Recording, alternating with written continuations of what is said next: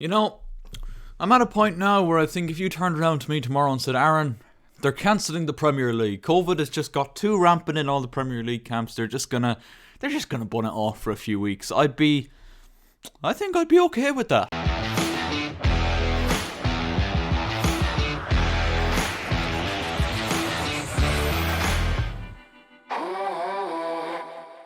Hello guys, how are you getting on? My name is Aaron Kelly and welcome back to another episode of the Premier League Verdict. Then I nearly said the goal recreation series. We didn't think this episode was going to happen, or we certainly had our doubts anyway after the multitude of games that were called off over the weekend, and that certainly didn't stop following the last episode because Aston Villa's game was also called off at the weekend. So only 4 Premier League games went ahead at the weekend, but there was plenty of action in most of them to give us enough talking points to give us our 3 boxes for this episode of the Premier League Verdict. So if you go on to enjoy the video, don't forget to leave a like, and as I keep saying at the beginning of every video, we're trying to hit 500 subscribers before the end of the year. We've only got about a week or so, just over that maybe, to hit that. So if you could hit the subscribe button if you've not already, that would mean a massive amount to me. Also hit the little bell notification so you're notified about every single time I upload. The next upload will be Thursday, and it will be November recreations. I know, it's finally coming. This Thursday. Set your alarms, put it in your diary, put it in your calendar, whatever you gotta do. November recreations coming this Thursday, alright? Finally. We are, as usual, going to start with our green box for the performance of the week. And seeing as though there was only 4 games this week, these boxes weren't particularly hard to pick,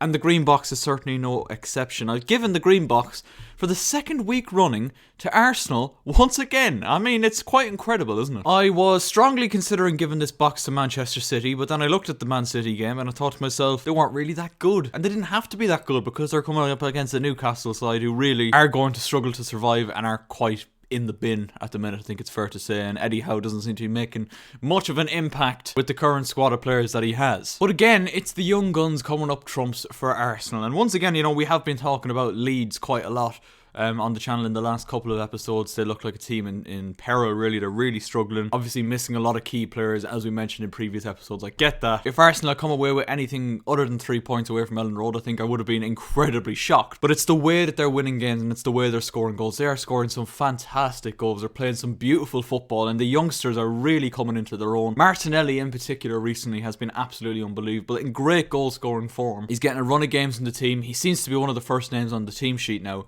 and he's really helping Arsenal progress as a team. He's creating chances, causing defenders absolute havoc with his pace and skill, and most importantly, scoring goals and winning games for Arsenal. He got 2 the other night. Saka and Smith Rowe both on the score sheet as well, as I mentioned. But Arsenal will definitely feel that, you know, top 4 is well within their grasp, and they'll be fairly confident, I think, of beating any of the other top 4 race contenders, which might just be Chelsea at the minute. More on that later. Moving on to our yellow box then, and I'm going to give it to the game of the week at the Tottenham Hotspur Stadium between Tottenham and Liverpool, a 2-2 draw in North London, and it was a really, really good game to watch. Not that I would know because I was in work, so I didn't watch it, but I seen the highlights and I seen all the key incidents that happened in the game, and I feel like it's definitely got to be up there for one of the most entertaining games of the season. Harry Kane giving Tottenham the lead with only his 2nd Premier League goal of the season, his 1st at home. Diogo Jota equalised with a fantastic header before Andy Robertson made it 2-1 to Liverpool with, I think, a controversial goal because there is a handball, definitely a handball by Mo Salah in the build-up. The only question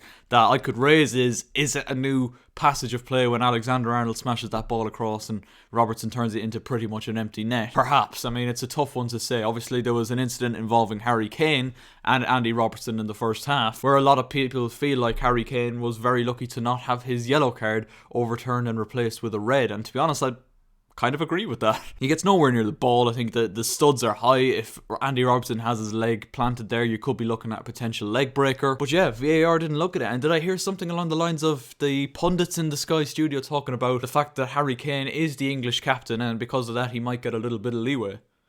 I mean, sorry, but that's match fixing, no? You can't do that because he's the English captain. Like, you need to treat him the same as every other player. I really hope that kind of corruption isn't happening in the Premier League, but I mean, the referees, and particularly the VAR referees, absolutely shocking since VAR has been introduced to the Premier League, and it's one of those things you kind of wouldn't be surprised if that kind of dodgy behaviour was going on. But anyway, we move. Then Tottenham's definitely, by far, player of the season so far. Heung-min Son made it 2-2 after a dreadful mistake by Alisson. Obviously, he made some unbelievable saves, denied Kane at one stage, denied Dele Alli with an unbelievable save. I still don't know how he kept that one out. But this one is an absolute stinker. Ball in over the top. I don't know why he goes to ground. The ball kind of goes through his legs and tapped into an empty net by Heung-min Son, and the incidents and action wasn't done quite yet, as Andy Robertson did see red for his challenge on Emerson Royale, and this one there is absolutely no doubt about it. Andy Robertson was booked, overturned by VAR for a red card. Can't really have any complaints about that, Liverpool fans, if I'm being honest. He's absolutely lashed out at him. But at the same time, I can understand the anger considering nothing further was said or done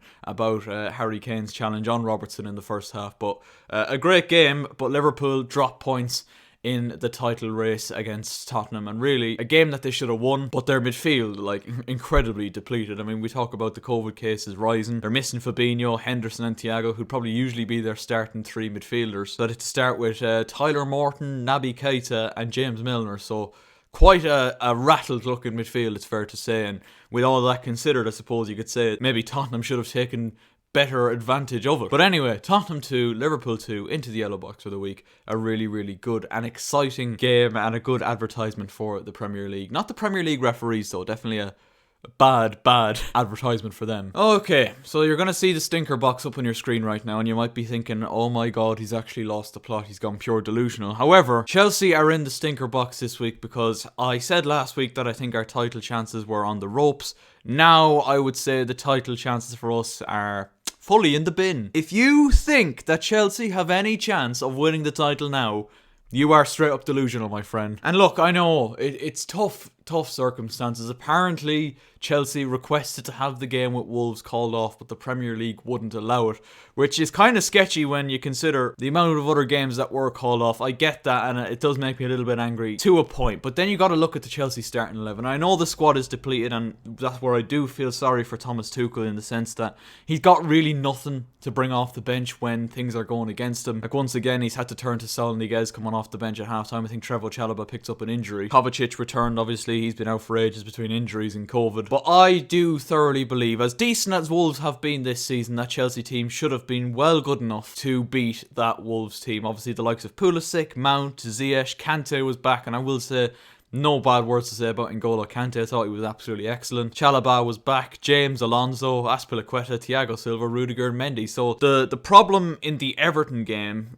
compared to the Wolves game, the Everton game, we created a good amount of chances, but didn't have the centre forward there to finish them off. And whether or not you could say Lukaku, Werner or Kai Havertz would have finished them chances is completely up to interpretation. The difference in the Wolves game was we weren't even creating them chances anymore, and that is a worrying sign for me. Too many players completely off the boil. I think Pulisic has been really poor recently. Ziyech had one of his off days. Mount had one of his off days. No creativity out wide from James or Alonso. When Alonso is sprinting, it genuinely looks like he's running on a treadmill or into a gale force wind. And I just do think that if Chelsea keep dropping points and Arsenal keep winning, it won't be the title that Chelsea have to worry about anymore. It'll be a top 4 fight. Genuinely. And I can see it happening. We play Villa this weekend, and if that game goes ahead, I'd really rather it doesn't go ahead personally, because Steven Gerrard's Villa are absolutely flying. I think the only points they've dropped so far have been against Manchester City and Liverpool. So for me, that game has defeat written all over it, the way Chelsea are playing and how depleted the squad is. So lads, that's where I'm going to wrap it up. Those are the boxes for this week. I hope you guys did enjoy the video. If you disagree with any of the boxes, as usual, feel free to leave a comment. It helps me out a lot. And also a like rating will be lovely as well. And subscribe if you haven't already. It's completely free and you can change your mind later. So with that said, lads, enjoy the rest of your day, and I will see you on Thursday for November Recreations. In a bit.